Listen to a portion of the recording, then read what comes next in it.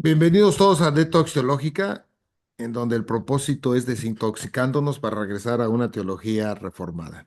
Estamos en la sesión 243 estamos viendo Apocalipsis, capítulo 11. Esta es la parte 2 y vamos a ver aquí nuevamente. Voy a revisar los dos primeros versículos porque la primera fue una especie un poquito más de ciertos conceptos más generales de lo que está hablando. Y ahorita lo vamos a poder desglosar un poco más. Pero antes de esto, algunas preguntas para que podamos nosotros reflexionar. ¿Es la fe viva en esto? Este, ¿Por qué se dice que la fe es viva y verdadera? Porque muchas personas comentan que es así. No es tanto porque la siento y porque es cierta, no es esto. ¿En qué se basa nuestra respuesta? ¿O en un versículo que se repite o un razonamiento teológico? ¿Ok? O nada más porque alguien comentó algo y empezamos a revisar. Esto quiero que más o menos piensen un poquito sobre estas preguntas. Son preguntas aquí retóricas para que puedan ir hablando y entendiendo. Vemos aquí que en Apocalipsis 21, que estábamos viendo de el 15 al 17, habla que se tiene otro ángel. Ahorita estamos en el 11, pero voy a hablar 21. Apocalipsis tiene 22 capítulos, pero me voy al 21, del 11 al 17, dice, se tiene a otro ángel, el cual utiliza una vara. Ay, espérame aquí. Sí.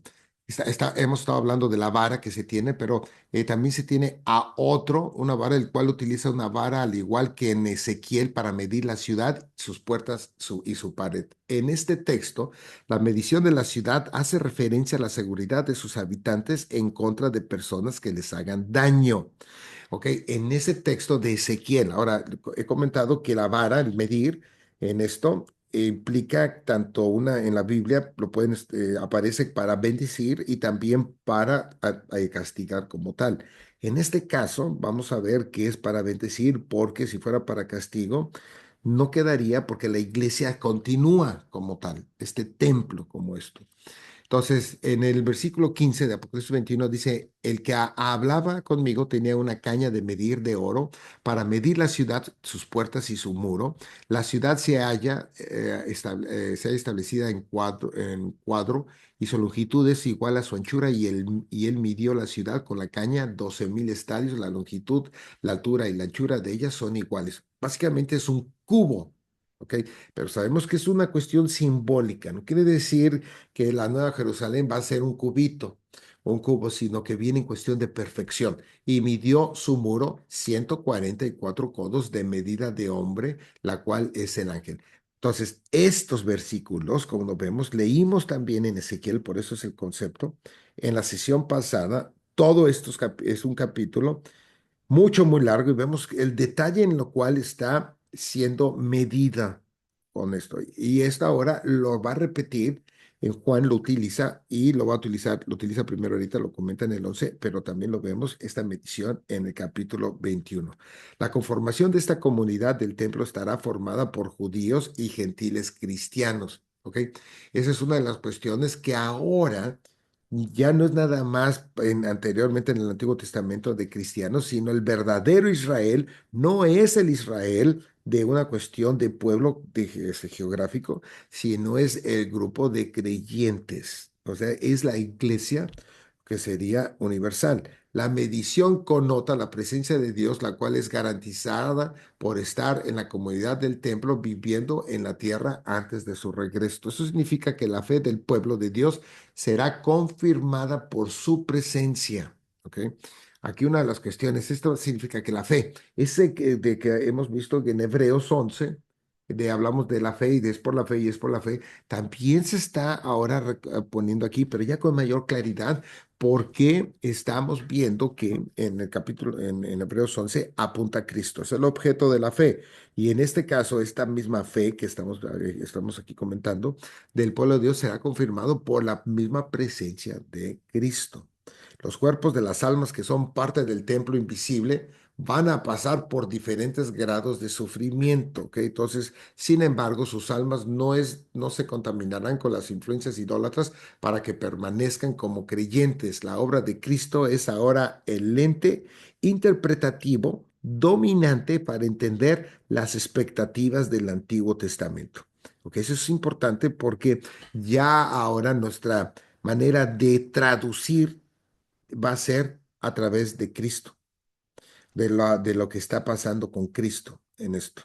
En Apocalipsis 11, del 1 al 2, vemos que el versículo que decía, entonces me fue dada una caña semejante a una vara de medir, y se me dijo, levántate y mide el templo de Dios y el altar y a los que adoran en él, pero el patio que está fuera del templo, déjalo aparte y no lo midas, porque ha sido entregado a los gentiles y ellos hollarán, es decir, pisarán y dejarán la huella, la ciudad santa, 42 meses. Así que rápidamente vemos estos otra vez, estos versículos. El templo de la iglesia lleva el patrón después de la crucifixión. O sea, aquí vamos viendo que el templo ha tenido varias etapas. Lo hemos visto y comentado en algunas otras sesiones, pero aquí ahora va apuntando hacia la cuestión de crucifixión. Así como Cristo sufrió, de la misma manera la iglesia va a sufrir.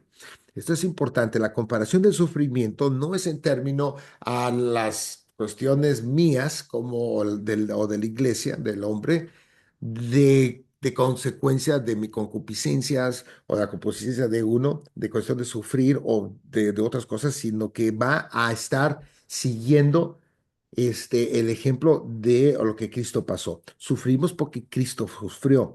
Y después el patrón de este templo sigue el patrón de su crucifixión. De la misma manera, la iglesia va a sufrir y aparentar de estar derrotada. ¿Ok?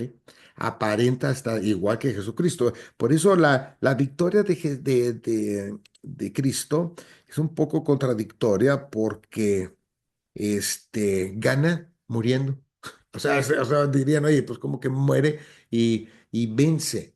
No, normalmente pensaríamos que vive y vence, pero esto está al revés, ¿no? Igual aquí es una aparente derrota ahí, pero después es exaltado a lo sumo, ¿no? Sin embargo, la presencia de Dios, en este caso, la presencia va a estar en una cuestión de tabernáculo, de habitación. Por eso viene el concepto de tabernáculo. Emmanuel, Dios entre nosotros, el que está haciendo tabernáculo entre nosotros. ¿Por qué? Porque se encarna Cristo. Va a permanecer con los creyentes y protegerlos de cualquier contaminación que lleve a la muerte eterna. No estamos hablando tampoco de esas cuestiones de que pues estamos protegidos y no nos va a pasar nada. Eso es absurdo. Vemos totalmente en la historia y en datos como también todos los mártires, en este caso los testigos, este, de hecho la palabra mártir significa testigo y el mártir es el que moría, entonces una manera de atestiguar era la muerte. Ok, pero no es que sea mártir, mártir es testigo, dice, y protegerlos de cualquier contaminación que lleve a la muerte. La permanencia de la presencia de Dios les garantiza la victoria final. Vean, sufrimiento aparente y la permanencia de Dios la protección para no llevarlos a una muerte eterna, ¿ok? Sino que a una vida eterna.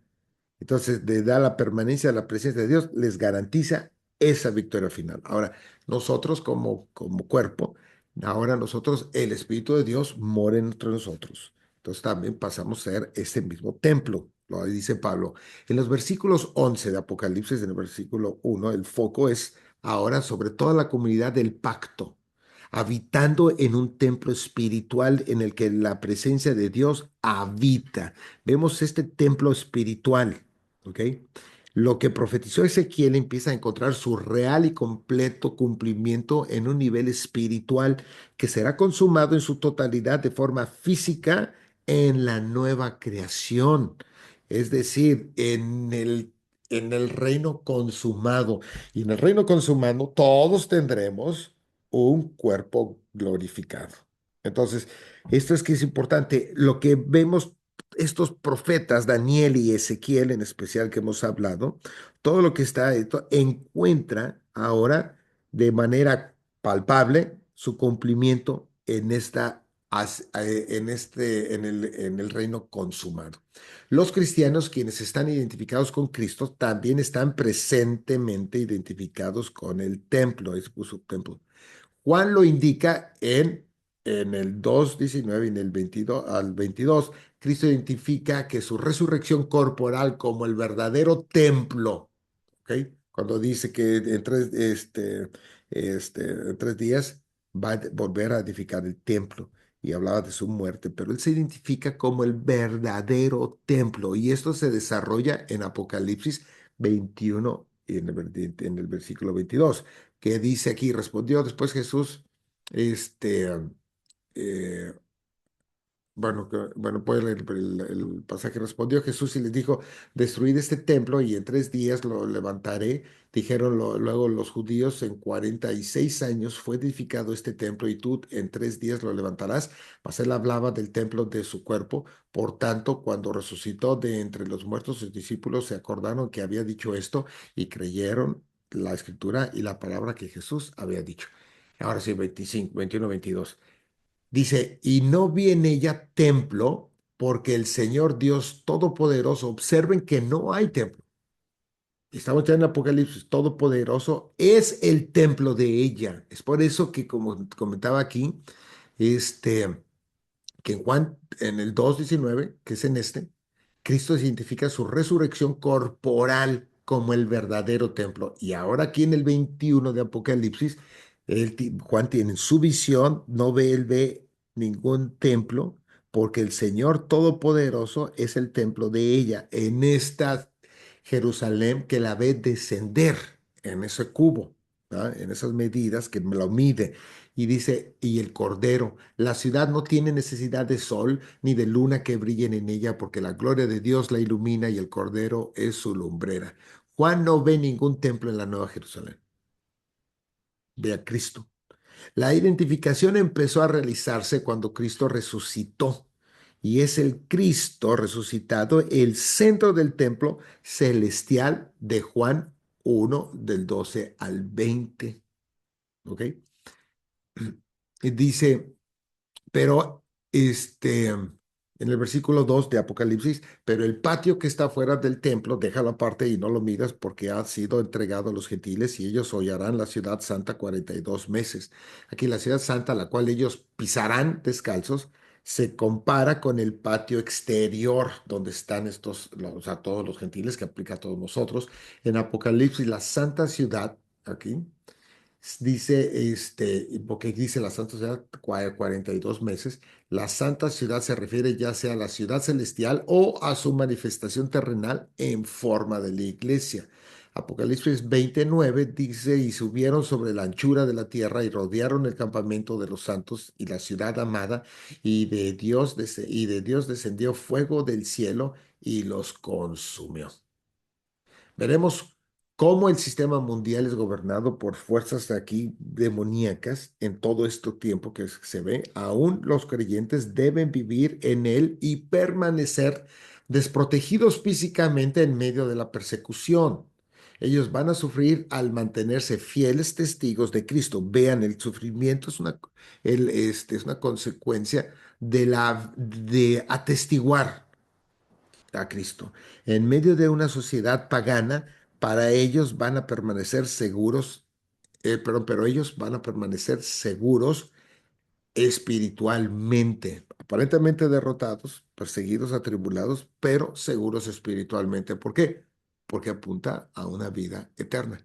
Observar que ambas partes del templo, el patio interior y exterior, pertenecen a Dios. Y el periodo cuando pisoteen el patio exterior y la ciudad santa terminará en el momento que toda la creación será restaurada bajo el gobierno de Cristo. ¿Por qué? Porque entramos al reino consumado. ¿Qué entonces de los 42 meses que hablan? Ok, entonces pues, ya vamos a terminar aquí esto porque es un poquito más extenso el 42, pero algunos comentarios previos, al igual que el templo y el altar son simbólicos, de la misma manera es el periodo. Y este periodo se va a referir al periodo de la tribulación en esto profetizado por Daniel en el 7:25, que dijo así, la cuarta bestia será en Daniel será un cuarto reino en la tierra, el cual será diferente de todos los otros reinos, y a toda la tierra devorará, trillará y despedazará. Y los 10 cuernos significan que de aquel reino se levantarán 10 reyes, y tras ellos se levantarán otro, el cual será diferente de los primeros, y a 3 reyes derribará. y hablará palabras contra el Altísimo y a los santos del Altísimo quebrantará y pensará en cambiar los tiempos y la ley y serán entregados en su mano hasta tiempo y tiempos y medio tiempo. De Daniel 2, el 7, un poquito atrás del 5, y yo, Daniel, miré y aquí otros dos que estaban en pie, el uno a este lado del río y el otro al otro lado del río, y dijo uno al varón vestido de lino que estaba sobre las aguas del río, ¿cuándo será el fin de estas maravillas? Y oí al varón vestido de lino que estaba sobre las aguas del río, el cual alzó su diestra y su siniestra al cielo y juró porque el que vive por los siglos, que será por tiempos y la mitad de un tiempo, y cuando se acabe la dispersión del poder del pueblo santo, todas estas cosas serán cumplidas. ¿Qué será que será por tiempo y tiempos, la mitad de un tiempo? Lo tomo otra vez esa frase.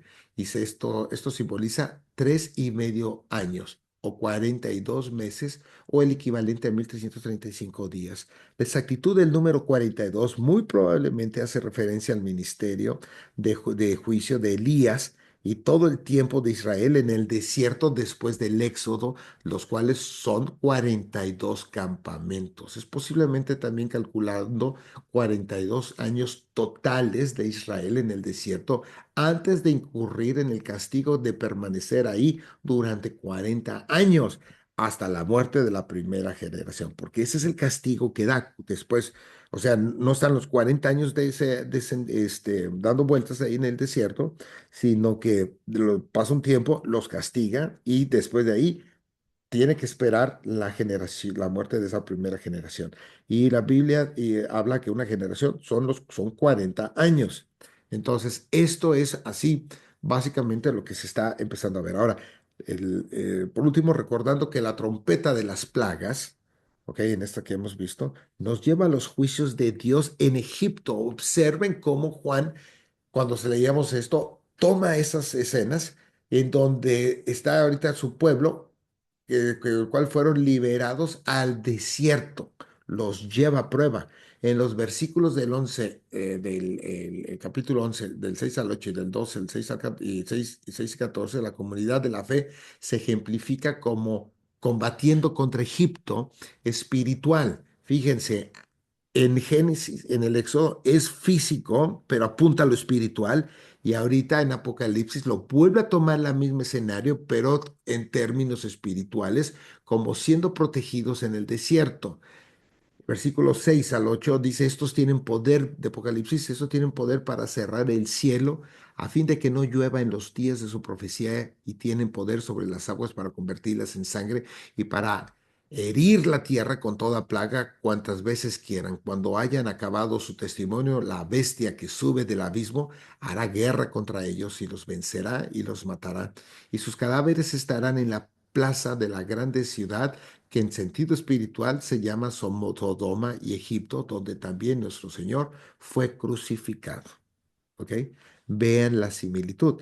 En Apocalipsis 12, versículos 6 y el 14, y ella dio a luz un hijo varón que regirá con vara de hierro. Ese es el próximo capítulo que vamos a ver en Apocalipsis, pero vemos a este hijo que apunta hacia Cristo con vara de hierro a todas las naciones, y su hijo fue arrebatado para Dios y para su trono. Y la mujer huyó al desierto, donde tiene lugar preparado por Dios, para que ahí la sustenten por 1260 días. Y cuando vio el dragón que había sido arrojado a la tierra, en el 13, persiguió a la mujer que había dado a luz al hijo varón, y se le dieron a la mujer las dos alas de la gran águila para que volase de delante de la serpiente al desierto, a su lugar donde es sustentada por un tiempo y tiempos y la mitad de un tiempo. Entonces, estos son los 3 años y medio que estábamos hablando. Entonces, les invito a que continúen leyendo y viendo un poquito más estos pasajes, especialmente los de Ezequiel y de Daniel.